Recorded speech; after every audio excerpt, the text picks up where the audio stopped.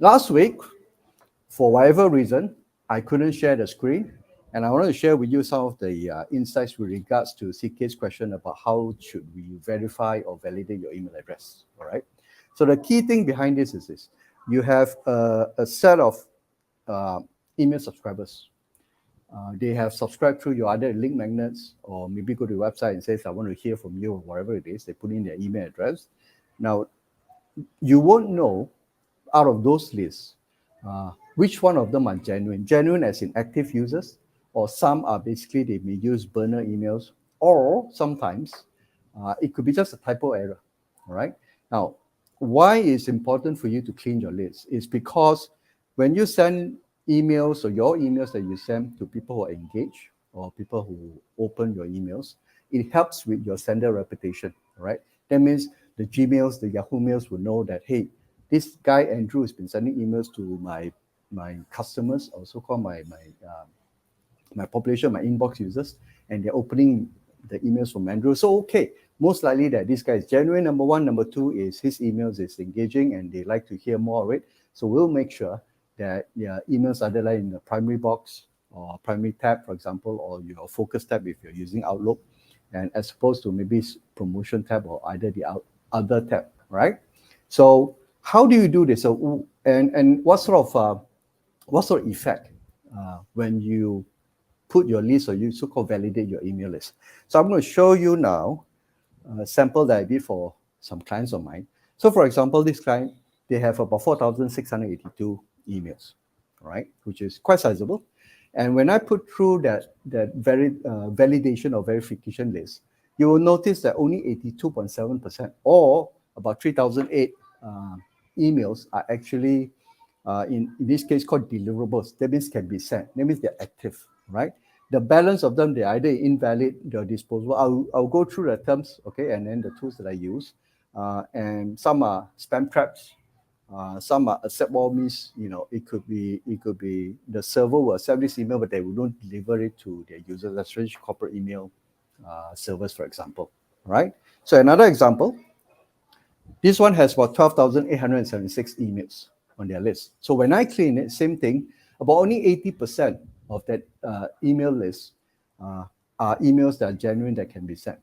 So imagine if you build up over time and you could be sending like 80% or even lower, the other 20% will very likely to be bounced, or either it will not be open because nobody is reading it. Especially, for example, like sometimes certain companies use like support, not support, tag at company.com, which is basically a shared email. So if you send an email, especially in B2B, you send an email to tag at they call it a functional kind of email or divisional kind of email.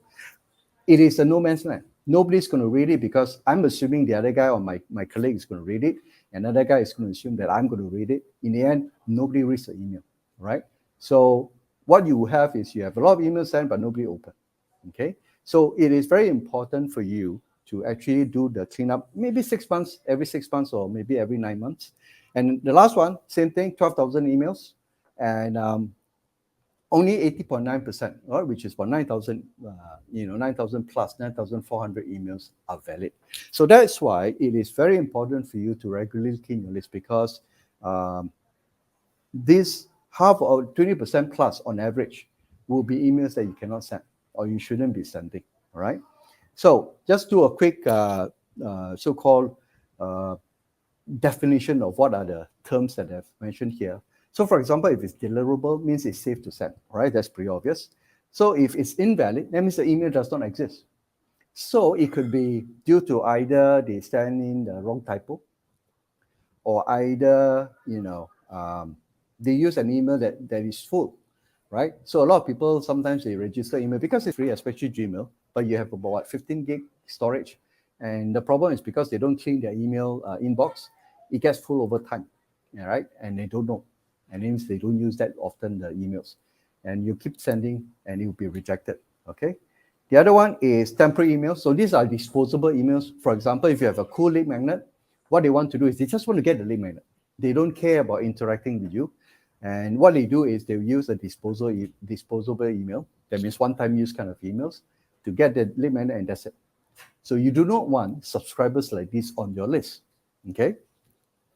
And then the third one, no response from mail server. All right. So for example, the person has left the company. All right. So the email obviously is not functional. So there won't be any response from mail server. Okay. Honeypots. These are ISPs that they set up. They create honeypots. What they do is this. I always encourage you, do not buy your email list from lists from other people. So sometimes you may have received lists emails that says, hey, I've got a list of top 100 CEOs, and you can buy this list. Now, what happens is some of our ISPs will embed some honeypot or so-called email list inside this email address inside this list. And with that, when you use this, they will know, and they may even ban you from sending because they know you're buying from a list. Right? So it is important from time to time to run through the validation to make sure. And that's why the best thing is don't buy. Don't ever buy any email list. Get them to willingly give you the email address through your link magnets or through contents, for example, like what I do now, right? So if you like what my newsletters, you may want to subscribe. That's fine, okay? And never buy, commercial lists out there. And then accept all. Okay, so these are some servers, they will accept all the emails, but they will never be delivered to their constituents or their readers. Okay, so generally speaking, besides safe to send, the rest of them, those are the email addresses that you should remove from your email list. Okay, so what are the tools available? So on average, 80%. Okay, what are the tools available? So what you want to do is you do a Google search and you type in email list verification tools. You will see a few like dbounce, email checker, or email list verified. For example, I'm using this email service called email list validation. Okay, and the price is relatively cheap. It's about $0.02 cents US dollars per email address. But it is, trust me, it is an investment worth spending. You only be using it maybe 6 months or no, unless you have like 100,000 or 200,000 email lists. So it's quite reasonable. You're probably spending about less than 100 ringgit, to clean your email. But in the long run, you have a very healthy email list. Okay. Hi, and thanks for watching. If you need my help to set up your email marketing engine for your business, just click on the link here and you see a list of services that will help you grow your leads and sales and also increase your profits through emails. I'm looking forward to working with you soon.